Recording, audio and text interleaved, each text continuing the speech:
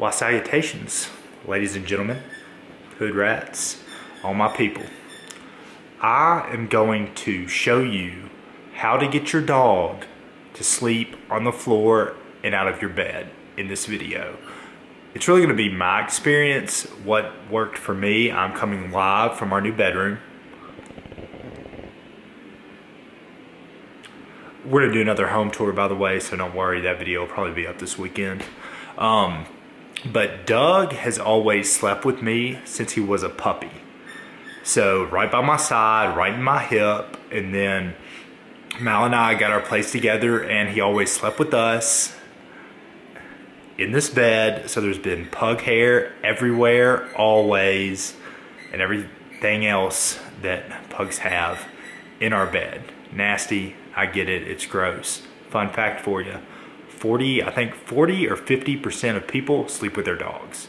So I get it. I love sleeping with Doug. I don't care how nasty he is. I love feeling him there. He licks my face in the morning.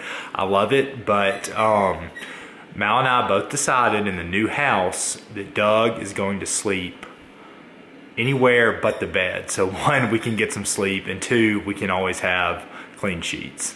First thing about getting your dog to sleep in his own little spot is being consistent. You have to decide if this is going to be an every night thing. You know, can he sleep there and then jump on your bed in the day?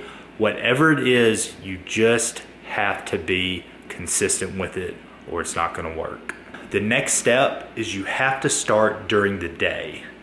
So what that means is the bed cannot be a place for punishment or anything like that. It has got to be a pleasurable place for your dog. So when I say start it in the daytime, what I mean is put some treats there during the day, put some of his favorite toys there during the day, lead him to the bed during the day, tell him to sit, and when he sits in there, give him a pat on the bed, a pat on the head, a belly scratch, whatever that looks like. The more he goes in that bed and you direct him in that bed, do it during the day and reward him for it. Every time he goes in there, he's got to feel good. It is not a place of punishment. Now to the important steps.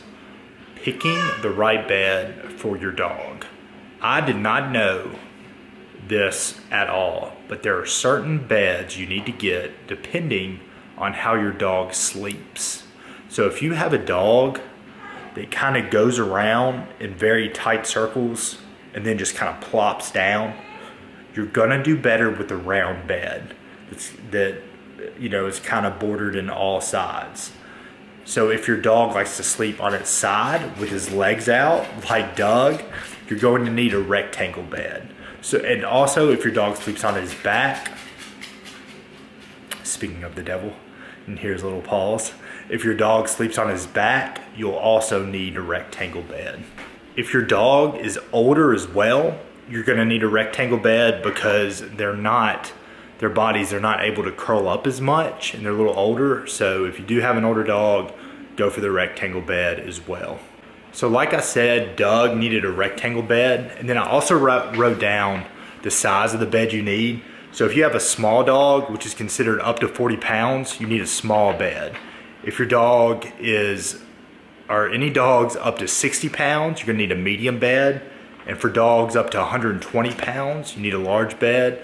And if your dog is over 120 pounds, you have a horse and you need like a double XL bed. Best of luck to you, all you Great Dane owners. I know those dogs are sweet, but you will need a very, very large bed, maybe custom, who knows. So Orvis.com has a really good article about how to train your dog to sleep in his bed.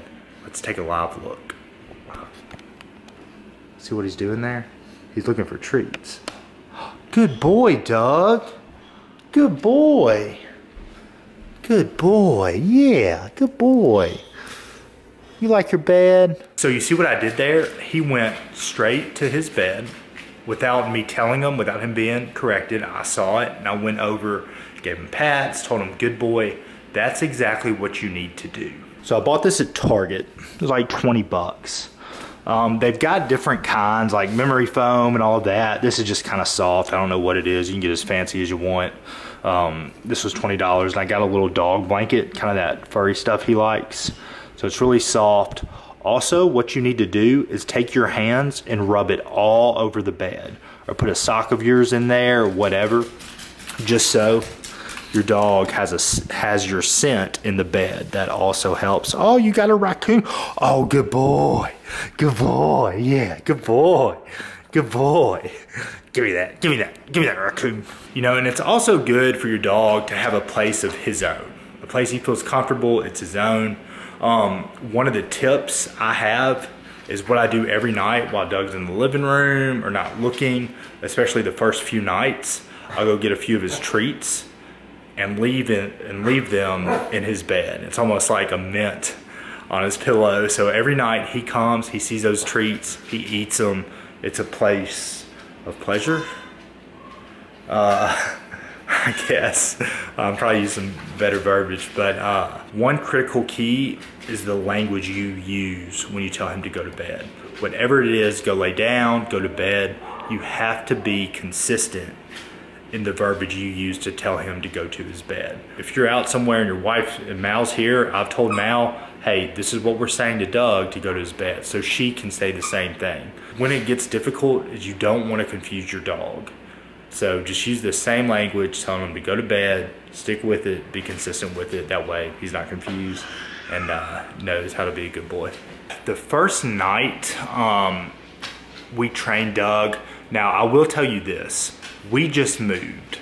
So if a dog's brought into a new environment, it's a lot easier to train them. I will tell you that, because they know, they kind of sense there's gonna be new barriers, new rules, things like that. So I did have a head start in that sense.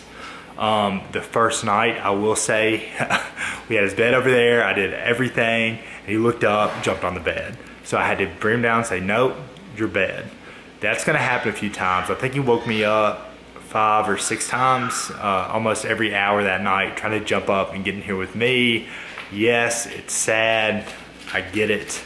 I love my dog, but after that night, he stayed in there every single night. Now there's been maybe twice, we've been in here for about a week, there's been maybe twice where he tried to get up and I just pick him up, go put him down in his bed, pat him. Sometimes I go give him a treat and put him down there.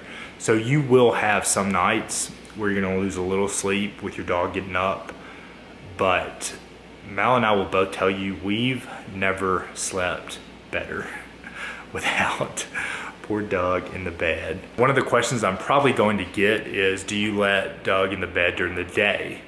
So when we all wake up, our favorite thing is to go get Ford and we all just kind of chill and roll around in the big bed. And we loved, especially me, Doug being in there with us. So the answer to that is no. And it just goes back to being consistent. So when Doug jumps up on the bed, it's no, off. And sometimes you have to physically carry him off. If you have a pug and you try to do that, you know they lay on their back and just kind of sprawl out to make it really, really hard. So, you know, the answer to that is no. Either you're gonna be consistent or you aren't.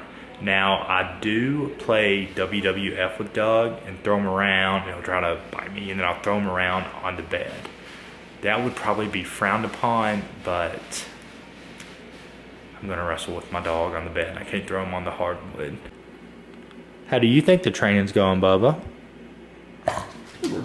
Pretty good? Yeah, you just wanna play with your raccoon? So making a fun experience, I mean, it's kind of the fun thing having dogs. Trying to get...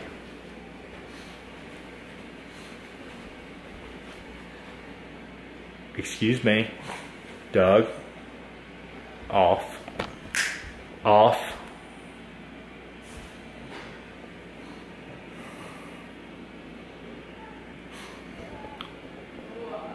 So,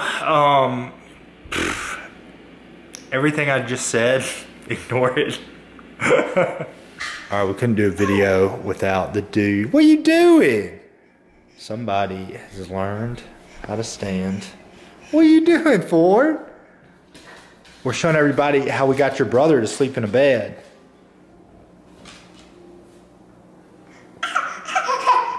I know. Oh, look what the cat drug in. Hey, baby. Hi, I just saying hi to my baby. How do you feel about Doug sleeping on the floor? Amazing. Yeah? I feel like he's still very close to us because I love him very much. But the bed, it's good because we can sleep through the night, which is very important. And the bed is cleaner. There's not a lot of black hair and like scabs that he's scratched off himself on our white bedding, which makes me feel a lot better.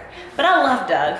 So I'm glad that Doug is sleeping close to us still. It smells like a hair salon in here. So thank you for watching this video. I hope it helps if you have a dog and if you do not have a pet or if you're a cat person. I hope you enjoyed the video and found it entertaining.